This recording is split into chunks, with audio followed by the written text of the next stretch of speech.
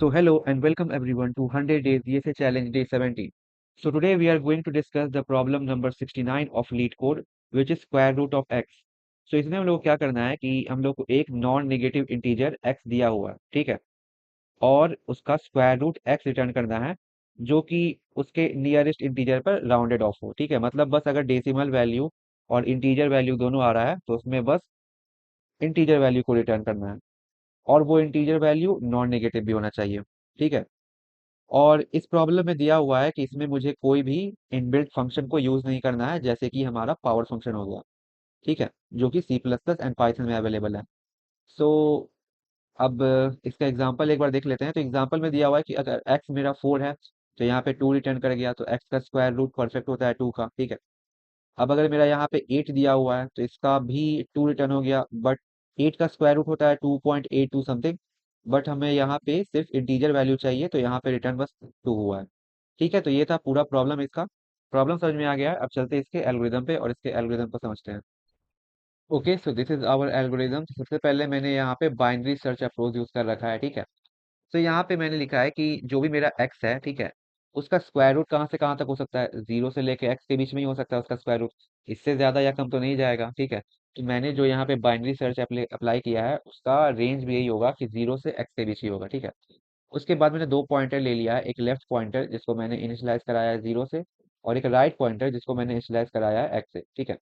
जो हमारा रेंज है आंसर का वो 0 से एक्स के बीच में ही होने वाला है, मतलब लेफ्ट से राइट के बीच में ही होने वाला है।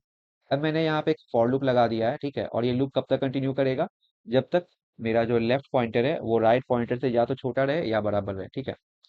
अब मैं क्या कर रहा हूँ, मैं यहाँ पे लूप में हर इटरेशन पे मिड जो मिड टर्म है उसको कैलकुलेट करूंगा, ठीक है। मैंने यहाँ पे मिड टर्म को कैलकुलेट कर रखा है, और ठीक है, उसके मिड कैलकुलेट होने के बाद मैं एक स्क्वायर कैलकुलेट कर लूंगा, ठीक है, स्क्वायर वाई। बिकॉज अगर जो मिड है मेरा, अगर वो मेरे एक्स का स्क्वायर रूट है, सो मिड इंटू मिड करने से वापस एक्स भी आ जाएगा, ठीक है। So this square is nothing but our original X, ठीक है, जो कि मिड इंटू मिड करके बन रहा है। सो यहाँ पे मैंने यहाँ पे तीन इफ केसेस लगाए हैं। पहला इफ केस कह रहा है कि इफ अगर जो स्क्वायर है वो एक्स के एग्जैक्ट इक्वल नहीं आ गया, सो यहाँ पे मुझे मेरा आंसर मिल चुका है, तो मैं यहाँ पे जो मिड टर्म है उसको रिटर्न कर दूंगा and we will find our answer. If this doesn't happen, अगर जो मेरा एक्स है वो स्क्वायर से बड़ा है, ठीक है, स्क्वायर मेरा एक्स से छोटा आ गया है, इसका मतलब है कि जो मेरा मिड है वो एक पॉसिबल आंसर हो सकता है, बट बेटर आंसर अवेलेबल हो सकता है हमारे बाइनरी सर्च के लेफ्ट हाफ में, ठीक है। So what we will do is we will just move one right, ठीक है, वन एलिमेंट राइट मूव कर जाएंगे अब। बट अगर मेरा स्क्वायर छोटा ही आ गया है, अब छोटा आ गया फिर तो ये आंसर हो ही नहीं सकता। तो यहाँ पे रॉन्ग आंसर है, इसलिए हम लोग लेफ्ट हाफ में मूव कर जाएंगे, बिकॉज हमारा मिड जो था वो कुछ ज्यादा ही बड़ा था आंसर के लिए। अब लूप एंड होते होते हम लोग को हमारा जो पोटेंशियल रिजल्ट है वो मिल जाएगा, ठीक है। तो लूप एंड होने पे हम लोग यहाँ पे अपने रिटर्न रिजल्ट को रिटर्न करवा लेंगे।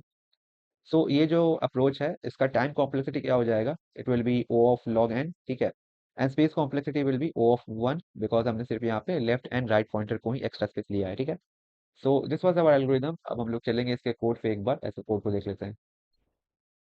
Okay, so this is the Python code of this problem. तो सबसे पहले मैंने यहाँ पे एक बेस केस हैंडल कर रखा है कि अगर मेरा एक्स जो है वो 0 ही आ जाता है तो यहाँ पे कोई भी ऑपरेशन परफॉर्म करने की जरूरत नहीं है, मैं सिंपली यहाँ पे 0 रिटर्न कर दूंगा, ठीक है। अब मैंने यहाँ पे लेफ्ट एंड राइट जो मेरे पॉइंटर्स है उसको इनिशियलाइज कर दिया है। मैंने लेफ्ट को दे दिया है 1 एंड राइट को x, एंड एक एक्स्ट्रा वेरिएबल ले लिया है रिजल्ट, जिसमें मैंने 0 सेव करा दिया है, और ये हमारा आंसर को स्टोर रखेगा, ठीक है। सो अब मैंने यहाँ पे एक while लूप यूज किया है, ठीक है, जो जब तक कंटिन्यू करेगा जब तक मेरा जो लेफ्ट पॉइंटर है वो राइट पॉइंटर से छोटा या बराबर हो, ठीक है।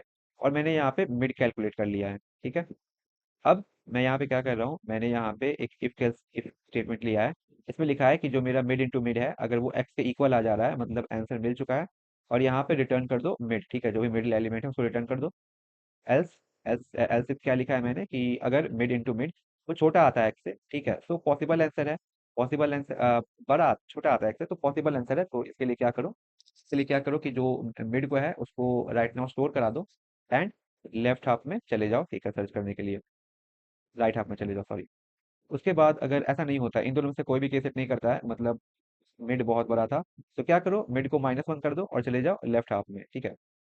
सो लूप एंड होने के बाद, ओके, तो ये लूप एंड कब होगा, जब मेरा लेफ्ट वेरिएबल जो है वो फाइनली राइट वेरिएबल से बड़ा हो जाएगा। सो यहाँ पे क्या यहाँ पे क्या करना है, यहाँ पे जो भी मेरा रिटर्न है, जो भी मेरा रिजल्ट रहेगा उसको सिंपली यहाँ से मैं रिटर्न कर लूंगा, ठीक है। So this was the whole solution of this problem. I hope आप लोग को अच्छा लगा होगा। So, मिलते हैं डे 18 में। Till then keep coding.